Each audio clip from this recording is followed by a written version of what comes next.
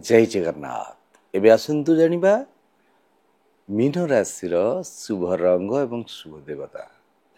Mean राशि अधिपति होउचंती बृहस्पति। देवगुरु Brihaspati होउचंती mean राशि अधिपति एवं इष्टदेवी होउचंती माँ लक्ष्मी बा माँ उग्रतारा।